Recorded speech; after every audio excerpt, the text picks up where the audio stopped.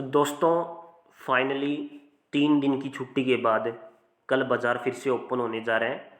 और ऐसी सिचुएशन में कल बाज़ार में हमें तेज़ी देखने को मिलेगी या फिर कल भी गिरावट आएगी। क्योंकि शुक्रवार को जब बाज़ार बंद हुआ था तो निफ्टी, बैंक निफ्टी, सेंसेक्स सब के अंदर हमें गिरावट देखने को मिली थी। ठीक है, आप सबने भी देखा होगा कि मार्केट कभी ऊपर जा रही थी, कभी नीचे हो रही थी, फिर ऊपर जा रही थी, एक जिग जैग मोशन देखने को मिला था। ऑल ओवर नेगेटिव में क्लोजिंग तो दे दी मार्केट ने। तो क्या इस नेगेटिव कैंडल के चलते मार्केट में कंटिन्यू गिरावट रहने वाली है या फिर कल हमें तगड़ा रिवर्सल देखने को मिलेगा? ये डाउट इस वीडियो को देखने के बाद क्लियर हो जाएगा। जी हाँ, क्योंकि एक तरफा रिव्यू बताने वाला हूँ, ये नहीं कि भाई ऊपर भी जाने वाली है नीचे भी जाने वाली है, ऐसा कुछ नहीं बताऊंगा। एक तरफा बताऊंगा, वो भी प्रूफ के साथ। ठीक है, तो वीडियो को ध्यान से देखना, इस बात की मेरी गारंटी है कि आपको बहुत कुछ सीखने को मिलेगा। एक बात और दोस्तों, इस वीडियो में हम जस्ट केवल निफ्टी का एनालिसिस करेंगे, वो भी 3 टाइम फ्रेम के अंदर। पहला 1 डे के टाइम फ्रेम में, दूसरा 15 मिनट के टाइम फ्रेम में, और तीसरा स्कैल्पिंग वालों के लिए 5 मिनट के टाइम फ्रेम में। तो वीडियो को ध्यान से ज़रूर देखना दोस्तों। लेकिन एनालिसिस करने से पहले कुछ इंपॉर्टेंट अपडेट वगैरह है वो मैं आपको बता देता हूँ। देखो, जितने व्यूअर्स इस वीडियो को देख रहे हैं, चैनल का नाम है बैंक निफ्टी एनालाइजर। तो जितने भी लोगों ने चैनल को सब्सक्राइब नहीं किया है, सब्सक्राइब जरूर कर लेना दोस्तों। साथ में दोस्तों बेल आइकन को भी जरूर प्रेस कर लेना, ताकि आने वाली हर वीडियो का लेटेस्ट नोटिफिकेशन आपको तुरंत प्राप्त हो सके। जैसे ही वीडियो डालूं तुरंत आपको पता लग जाए कि वीडियो आ चुकी है, और आप सारी वीडियो यूट्यूब वीडियो के सेक्शन में देख पाओगे। ठीक है, तो कुछ अपकमिंग इवेंट्स वगैरह है, जैसे कि हुडको बोर्ड मीटिंग कंसीडर करने जा रहा है। Approve 2026 financial year 2026 borrowing programme कब होगा? ये 4 अप्रैल को होगा। इसके अलावा सीमन जो कंपनी है उसका डीमर्जर रिकॉर्ड डेट कब की रखी गई है? 7 अप्रैल को रखी गई है। तो ये कुछ इंपॉर्टेंट अपकमिंग इवेंट्स हैं जो बाजार की दिशा को प्रभावित करेंगे। इसके अलावा आरबीआई की जो मीटिंग शुरू होगी वो भी 7 अप्रैल को ही होगी। और सबसे खतरनाक तड़कती भड़कती खबर आ रही है, एचडीएफसी बैंक के क्वार्टर 4 के रिजल्ट है, वो 19 अप्रैल को आने वाले हैं। सीधा असर गिरेगी बैंक निफ्टी पर।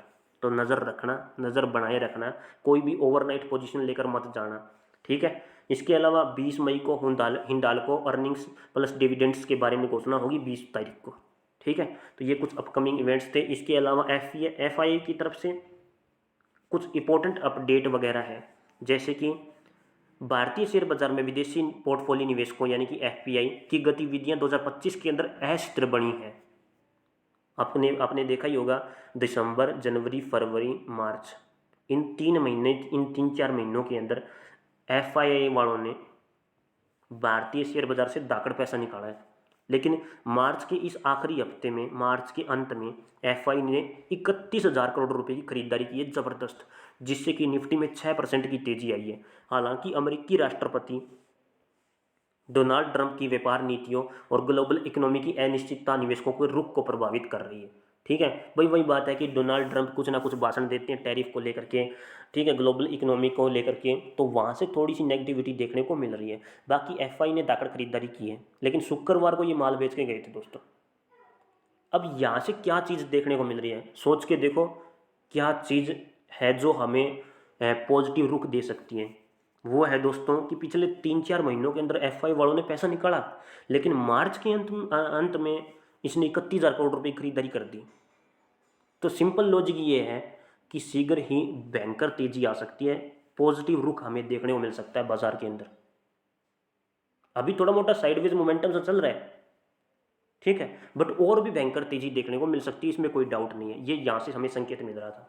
इसके अलावा दोस्तों, जितने व्यूवर्स हैं जिन्होंने टेलीग्राम चैनल को ज्वाइन नहीं किया है, तो अपने टेलीग्राम चैनल को जरूर ज्वाइन कर लेना। टेलीग्राम चैनल का नाम भी बैंक निफ्टी एनालाइजर है, और इसका लिंक आपको कमेंट बॉक्स के अंदर मिल जाएगा। तो वहाँ से आप सीधा डायरेक्ट टेलीग्राम चैनल पर पहुँच सकते हो और चेक जरूर कर सकते हो, क्योंकि जितनी भी न्यूज़ वगैरह होती है, कुछ ट्रेडिंग की अपडेट वगैरह होती है, वो सारी मैं यहीं पर अपलोड करता हूँ, और आप अपनी ट्रेड को कॉपी भी कर सकते हो। ठीक है दोस्तों, और ग्लोबल मार्केट को तो आपने देख ही लिया है दोस्तों, इसका तो कहना ही क्या है। आप खुद देख सकते हो ग्लोबल मार्केट में एशियन मार्केट तो और ज़्यादा लुढ़क गई, लगभग 4% के आसपास। जापान का जो निकाई है वो नीचे गिर गया, क्रैश हो गया, 1502 पॉइंट नीचे गिरा हुआ है। हैंगसेंग लगभग 1.3% नीचे गिरा हुआ है। 307 पॉइंट की नेगेटिविटी देखने को मिल रही है। यूरोपियन मार्केट भी नीचे है, यूएस मार्केट भी नीचे है। तो सीधा असर ये है कि कल के दिन बाजार में खुलते ही इसका नेगेटिव असर हमें देखने को मिल सकता है, इसमें कोई डाउट भी नहीं है। ठीक है, अब चलते हैं अपने निफ्टी के एनालिसिस पर। ठीक है दोस्तों, तो जैसा कि अभी आप देख सकते हो, तो निफ्टी के अंदर कैंडल बनी थी एक स्पिनिंग टॉप, और स्पिनिंग टॉप की खास बात ये होती है, कुछ ऐसी कैंडल बनती है स्पिनिंग टॉप, इसकी हाई ये ऊपर वाली विक और नीचे वाली विक दोनों बराबर होती है, तभी ये स्पिनिंग टॉप कहलाती है। और इसकी स्ट्रैटेजी होती है कि इसका हाई मार्क कर लो, इसका लो मार्क कर लो। जिस भी साइड मार्केट ब्रेकआउट करे, ऊपर की तरफ ब्रेकआउट करके चले तो सी साइड की तरफ का मोमेंटम, सी साइड की तरफ स्कैल्पिंग के बारे में आप सोच सकते हो। अगर डाउन साइड की तरफ ब्रेक डाउन कर दे तो पी साइड की तरफ स्कैल्पिंग के बारे में सोच सकते हो। और इंट्रा डे बेसिस पर अगर वो नेगेटिव क्लोजिंग दे दे तो तब तो इंट्रा डे बेसिस पर और अगले दिन के लिए भी ओवरनाइट पोजीशन लेकर के आप डाउन साइड की तरफ प्लान कर सकते हो। बट अगर नीचे जाए, लेकिन जब क्लोजिंग करने की बात आए तो वापस इसके अंडर में, यानी कि लो से ऊपर क्लोजिंग कर दें, या फिर ऊपर जाए पूरे दिन के लिए लेकिन वापस जब क्लोजिंग हो रही हो तो वापस नीचे की तरफ क्लोजिंग कर दें, तभी दिक्कत पैदा कर सकती है। ठीक है, क्योंकि स्पिनिंग टॉप की स्ट्रैटेजी बस इतना कहती है कि हाई क्रॉस करे तो स्कैल्पिंग के तौर पर हम ऊपर की तरफ ट्रेड ले सकते हैं, कोई दिक्कत नहीं है। बट क्लोजिंग होनी बहुत ज़्यादा मायने रखती है। क्लोजिंग हो गई तो बाजार ऊपर की तरफ ही भाग जाएगा, और ऐसा ही नीचे की तरफ होता है। जैसे ही लो क्रॉस किया, क्लोजिंग नीचे की तरफ दे दी तो नीचे की तरफ ही गिर जाती है। समझ में आया दोस्तों? तो सबसे पहले आपको बस ये हाई और लो मार्क कर लेना है इसका। इसके अलावा ये जो हाई है 23,800 के आसपास, इसको नोट करना है। जैसे इसको क्रॉस करके ऊपर की तरफ पॉजिटिव क्लोजिंग हो गई तो ऑल ओवर सेंटीमेंट पॉजिटिव हो जाएगा। आप ये भी कह सकते हो कि निफ्टी ऑल टाइम हाई तक जा सकता है, इसमें भी कोई डाउट नहीं है दोस्तों। क्योंकि हुआ क्या, उस लेवल पर शूटिंग स्टार आया जिस लेवल पर नहीं आना चाहिए। ये लेवल इतना खास क्यों है? क्योंकि मार्केट को गिराने वाले पैटर्न क्या है, इवनिंग स्टार, ये इस लेवल पर बनी हुई है, इसे हम इवनिंग स्टार बोलते हैं। क्योंकि ये लेवल क्रॉस होना बहुत ज़्यादा ज़रूरी है अगर तेज़ी लानी है तो बाज़ार के अंदर। इस बात को नोट कर लेना, क्योंकि असली चीज़ यही है, यही बाज़ार को नीचे गिरा रही है। पहले जब भी ये आई तब भी बाज़ार को इसने नीचे गिराया, फिर से ये दोबारा आई, फिर से इसने बाज़ार को नीचे गिराया। इससे पहले भी ये बाज़ार में आ चुकी है, खुद देख सकते हो। ये बैठी हुई बिल्कुल पलाथी मारे बैठी हुई है, बाजार को नीचे गिरा रही है, गिरा रही है, गिरा रही है, कंटिन्यू डाउनफॉल करा रही है। ठीक है, अब फिर से ये इस लेवल को क्रॉस नहीं कर पाई, तो क्रॉस नहीं कर पाई तो उस लेवल पर ही शूटिंग स्टार आ गई और बाजार नीचे गिरने लग गया। ठीक है, अब बस इतना है कि ये इस लेवल के ऊपर क्लोजिंग दे दें, ना कि इस लेवल पर। इस लेवल को फोकस नहीं कर रहा मैं इस कैंडल को फोकस कर रहा हूँ, इन तीन कैंडल्स को। जैसे इसके ऊपर निकल के पॉजिटिव क्लोजिंग दे दें तो रीटेस्टिंग करें, देन अगेन अपसाइड मोमेंटम में भाग जाए, फिर ये लेवल भी क्रॉस हो जाएगा, उससे ऊपर वाली इवनिंग स्टार भी क्रॉस हो जाएगी। ठीक है, समझ में आया? और जो ये पिछले 5-6 महीनों के अंदर जो पैटर्न बना हुआ है, ये सबको मैंने वैसे भी बता रखा है कि इसे हम बोलेंगे भाई इवनिंग स्टार, वो इवनिंग स्टार कह रहा हूँ, इसको हम बोलेंगे ब्लू रे का पैटर्न। ठीक है, अगर कोई पूछे तो बता देना कि भाई ब्लू रे का पैटर्न है।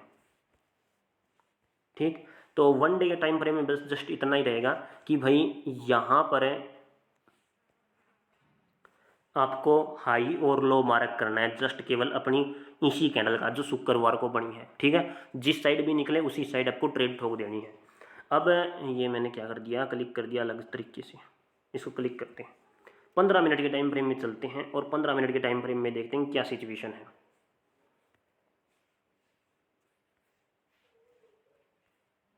तो 15 मिनट के टाइम फ्रेम में बाजार जो नीचे गिरा शुक्रवार को, वो 23,650 के आसपास से नीचे गिरा और कंटिन्यू डाउनफॉल कर गया।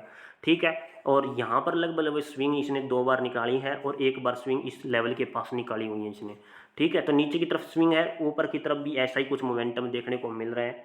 ऊपर की तरफ भी 2 स्विंग यहाँ पर है, 1 स्विंग यहाँ पर बैठी हुई है, लेकिन यहाँ पर एक सपोर्ट लेवल भी पैदा हो रहा है, खुद देख सकते हो। तो ये एक सपोर्ट लेवल भी है। ठीक है, तो बाजार अगर शुरुआत पॉजिटिव करता है, ओपनिंग के साथ में अच्छी खासी पॉजिटिविटी के साथ शुरुआत करता है, तो बाजार कंटिन्यू डाउनफॉल कर सकता है, इसमें कोई डाउट नहीं है दोस्तों। तो मेरा जो रुख रहेगा, अगर वो ओपनिंग थोड़ी ठीक करता है, पॉजिटिव करता है, तो यहाँ से कंटिन्यू गिरावट के हाईली चांस रहेंगे। ठीक है, समझ रहे हो दोस्तों? क्योंकि अगर इस पैटर्न को आप ध्यान से देखोगे तो निफ्टी कर क्या रही है, इस टोटल पैटर्न को उठा करके वो यहाँ पर शिफ्ट करने की कोशिश कर रही है। बाजार थोड़ा ऐसे गया, यहाँ पर भी थोड़ा ऐसे गया, साइडवेज भी हुआ, ठीक है, फिर थोड़ा सा नीचे गिर गया, कोई दिक्कत नहीं है। यहाँ पर डायरेक्ट अपसाइड मोमेंटम में उठा, यहाँ पर भी ऊपर की तरफ उठा, यहाँ पर फिर नीचे गिरता है, यहाँ पर भी नीचे गिरता है, कुछ वैसे ही पैटर्न को फॉलो करता है। ये नीचे गिर गया, ठीक है, ये यहाँ पर नीचे गिर गया, मतलब ये पैटर्न थोड़ा बड़ा है और ये पैटर्न थोड़ा छोटा है, ठीक है। और उसके बाद बाजार में यहाँ से क्या हुआ है, 26 तारीख के बाद थोड़ा सा अपसाइड मोमेंटम में बाजार गई, देन कंटिन्यू डाउनफॉल कर गई। समझ रहे हो या नहीं समझे? जो ये थोड़ा सा गलत लिए, ऐसे करके ये ऐसे है, ठीक है। फिर से बताना पड़ेगा क्योंकि बहुत सारे लोगों को समझ में नहीं आएगी कहानी हो क्या रही है। तो ये देखो, ये थोड़ी सी ऐसी लाइन है और ये थोड़ी सी ऐसी लाइन है, ओके। बट ये साथ में लेनी पड़ेगी, इसको भी साथ में लेना पड़ेगा, इस कैंडल को, इन सब कैंडल्स को। ये सीधी बनी हुई है, थोड़ी सी ऊपर जाकर टेढ़ी बनी हुई है, मतलब बात वही है, यही पैटर्न वो फॉलो कर रही है यहाँ पर। उसके बाद यहाँ पर थोड़ी सी गिरावट आ गई, कोई दिक्कत नहीं है, लेकिन उसके बाद तेजी है, यहाँ पर भी तेजी हुई। उसके बाद बाजार नीचे गिरा, यहाँ पर भी नीचे गिरा, थोड़ा सा ऐसे करके ऊपर गया, यहाँ पर भी मामूली सा नीचे करके ऊपर गया हुआ है, ये देखो ऊपर गया। देन इसमें गिरावट आई, इसमें भी हमें गिरावट देखने को मिली है, ठीक है, ये एक्स्ट्रा मोमेंटम सा आया हुआ है। तो उसके बाद बाजार देख सकते हो ये गिरावट का जोन है। अब देखते हैं कि यहाँ पर वो गिरावट करता है या नहीं करता, क्योंकि ये वाला पैटर्न उठा करके मैं यहाँ पर शिफ्ट करने वाला हूँ। थोड़ा छोटा हो सकता है ये पैटर्न, थोड़ा बड़ा भी हो सकता है, मतलब क्या है कि इस स्ट्रक्चर को वो फॉलो कर सकती है। और ये चीज़ क्या होती है, ये होती है रिपीटेशन ऑफ स्ट्रक्चर, जिसे हम ROS बोलते हैं, ठीक है, समझ रहे हो। तो 15 मिनट के टाइम फ्रेम में मेरे हिसाब से मार्केट को इस पैटर्न को फॉलो करना चाहिए, या वो छोटा कर सकती है, वो 2 गुना कर सकती हैं, ओके दोस्तों। उसके बाद भी देख सकते हो थोड़ी तेज़ी भी आई हुई है, ठीक है। तो 15 मिनट के टाइम फ्रेम में ये सिचुएशन है। और बस आपको बस इतना नोट करना है कि जैसे इस लेवल के ऊपर निकले, किस लेवल के ऊपर ये शूटिंग स्टार भी अगर कट जाए ना, ये शूटिंग स्टार भी कट जाए, तो ऊपर की तरफ ट्रेड शुरू हो जाएगी आपकी। और अगर ये लेवल बीच में कहीं पर ओपन होता है, ठीक है, यहाँ पर कहीं पर ओपन होता है, बाजार कंटिन्यू नीचे गिरता है, तो इस चीज़ को आप फॉलो करके यहाँ पर ट्रैक कर सकते हो, ठीक है। जैसे लो काटे फिर से हमें डाउनफॉलिंग देखने को मिल सकती है, बट मार्केट के हाथ में है कि वो इस पैटर्न को डबल करना चाहे तो डबल कर सकती है, यहाँ पर आधा करना चाहे, छोटा पैटर्न करना चाहे तो छोटा भी कर सकती है।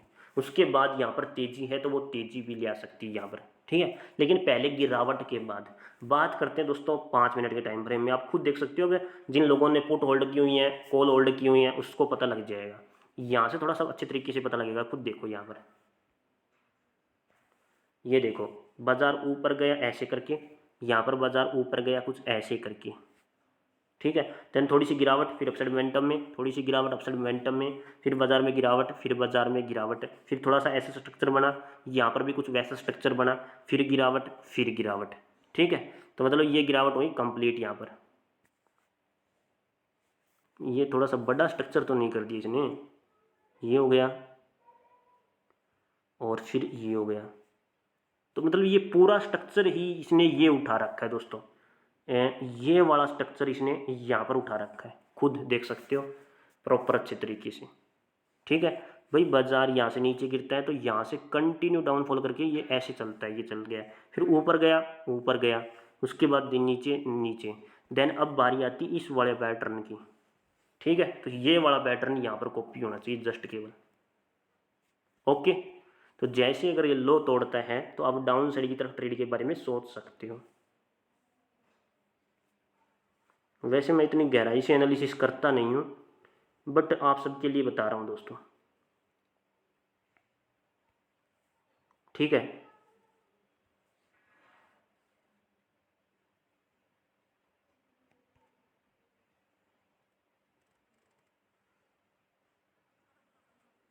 इतना, अरे यार अब ये होता नहीं है यार, इसका ये सबसे बड़ी दिक्कत है। आगे आगे तो मैं इसको आगे लेकर चलता हूँ, ठीक है। अगर ये इस पैटर्न को ऐसे कुछ करती है तो कुछ ऐसा मोमेंटम देखने को मिल सकता है। ये इस पैटर्न को छोटा भी कर सकती है कुछ ऐसे करके, ये बड़ा भी कर सकती है, 2 गुना भी कर सकती है कुछ ऐसे करके, और ये इसको अगर पलटना चाहे तो पलट भी सकती है भाई, ऐसे करके देखते हैं, मिरर कर देते हैं इसको और फ्लिप्ड कर देते हैं इसको, ठीक है। तो ये कुछ ऐसा पैटर्न डिजाइन कर सकती है कल के दिन, ठीक है। तो मेरे हिसाब से ये चीज़ें रहने वाली है यहाँ पर। बाकी इंपॉर्टेंट लेवल्स वगैरह मैं अगर टाइम लगा तो अपडेट करूँगा, वरना कल के दिन मैं अपडेट नहीं कर पाऊँगा क्योंकि मुझे कहीं बाहर जाना है। ठीक है। तो वीडियो देखने के लिए आप सभी का बहुत बहुत धन्यवाद। स्कैल्पिंग वालों के लिए मैंने बता दिया, स्पिनिंग टॉप को ध्यान में रखना है। जस्ट आपको भाई ऊपर जाए तो ऊपर की तरफ, डाउन साइड की तरफ जाए तो डाउन साइड की तरफ स्कैल्पिंग के बारे में आप सोच सकते हो। वो स्पिनिंग टॉप कैंडल बनी हुई है इसलिए मैंने बताया है। बाकी स्ट्रक्चर के हिसाब से मैंने आप सबको बता दिया है कि दोबारा से लेवल पर आए तो थोड़ा सा पॉजिटिव हो, देन दोबारा से नीचे गिरे तो अच्छी बात रहेगी। बहुत बहुत धन्यवाद। भारत माता की जय दोस्तों।